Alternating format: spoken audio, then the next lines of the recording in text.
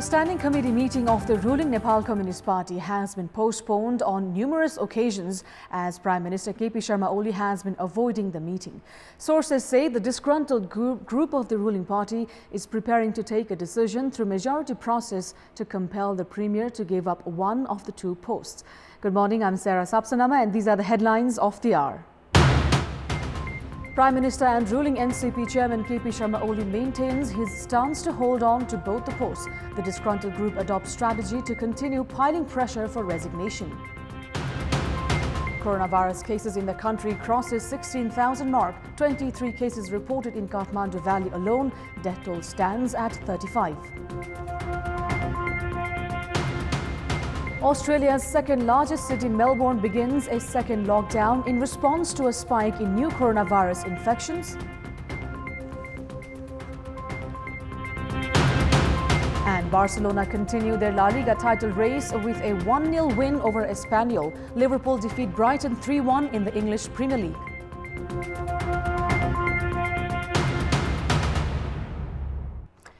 At a time when Prime Minister and ruling Nepal Communist Party Chairman KP Sharma Oli has maintained his stance to hold on to both the posts, the disgruntled group, however, is adopting a strategy to compel the Prime Minister to step down from one of the posts.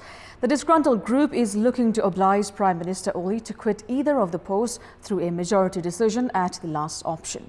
However, the faction is still not clear regarding further steps in case Premier Oli refuses to quit one of the posts merely on the Standing Committee or Central Committee's decisions. The Standing Committee meeting of the ruling Nepal Communist Party, which began from 24th of June, has been postponed on numerous occasions due to the intra-party conflict. Majority members of the Standing Committee have said that Prime Minister Oli, who has been piled up with pressure to quit both the posts, is avoiding the meeting.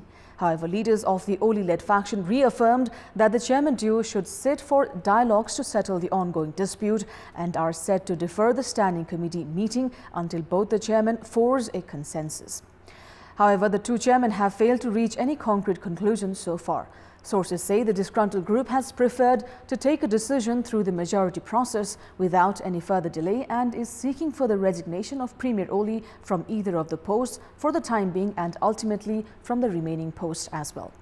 The Dahal-led faction is preparing to take a decision from the Standing Committee and then endorse it from the Central Committee.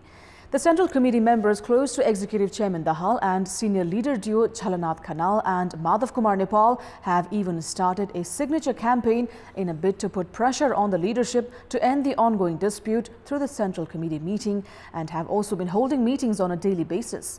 Despite mounting pressure put on Prime Minister Oli, he is considered to be somehow in a safe side as the party statute has provisioned that the agenda of the Standing Committee or Central Committee should be finalized by the chairman duo's agreement. Likewise, the Oli-led faction is not likely to leave its stance as it is in majority position in the parliamentary party. The ongoing dispute is likely to end on a power-sharing agreement. Moving on, the number of coronavirus cases in the country climbed to 16,423 as 255 more individuals tested positive for the virus yesterday. The death toll, meanwhile, stands at 35. 23 of the cases were reported from Kathmandu Valley yesterday, including 16 from Kathmandu and 7 from Lalitpur districts. Speaking at the daily press briefing for the Health Ministry, spokesperson for Health Ministry Dr. Jageshwar Gautam informed that 4,696 coronavirus tests through the PCR method were carried out yesterday. 253 individuals registered full recovery from the virus, taking the total recoveries to 7,752. The Health Ministry has also claimed that Nepal had registered higher rate of recoveries in all of the South Asian countries, saying that Nepal's discharge rate was almost 47%. 25,040 individuals are in various quarantine centers across the country, while 8,636 are in various isolation centers. A group of smugglers have been active in poaching and smuggling bones and skin of the Royal Bengal tiger from the largest national park area of the nation that extends between two districts of Bankhe and Bardia. Poaching activities have surged with the increase in the number of endangered tigers. It has also been understood that the smugglers have a network as far as Tibet. We have more in this report.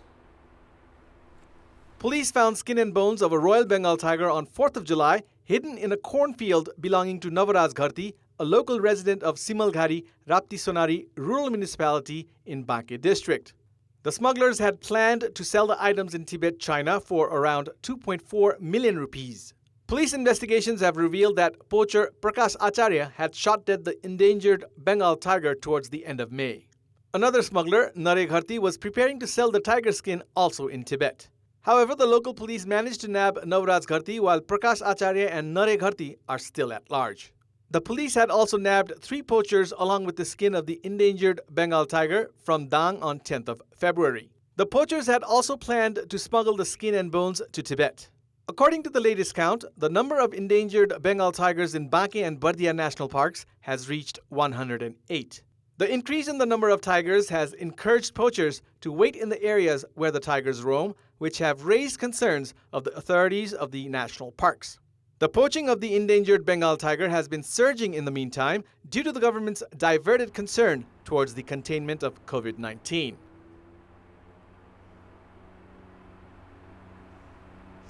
Three people have been missing after flood caused by incessant rainfall swept them away in Jambu of Barabise municipality in Sindhupalchok district. Among the missing are 2 children. As the water in Jambu River is rising, 4 houses in the area are at risk of being swept away. Police are requesting residents close to the river to move to safer grounds. Likewise, the police stationed at the area police office, Barabise, have also moved to safer grounds themselves. DSP Madhav Prasad Kafli says it has been difficult to assess the amount of loss caused by the flood due to the incessant rainfall. The government has continued to claim that the agriculture sector has been one of its top priority. However, farmers have been facing various problems, including scarcity of seeds during the plantation season. In this context, we had asked the farmers in Chapa district what they think of the scenario. Let's take a look at what they had to say.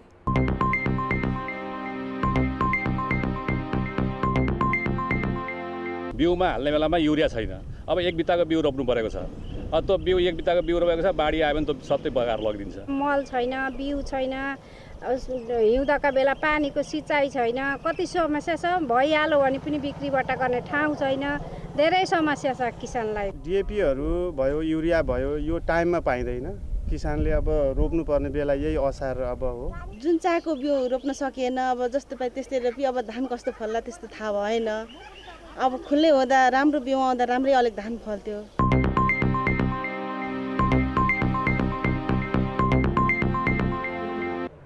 Time now for our segment Public Pulse, where you text us with your opinion.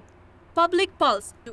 The question is, why has the government failed to make a clear decision on school fees and criteria for academic sessions amid the ongoing crisis? Your options are A, dodging responsibility, B, government itself in confusion, and C, facilitating school operators.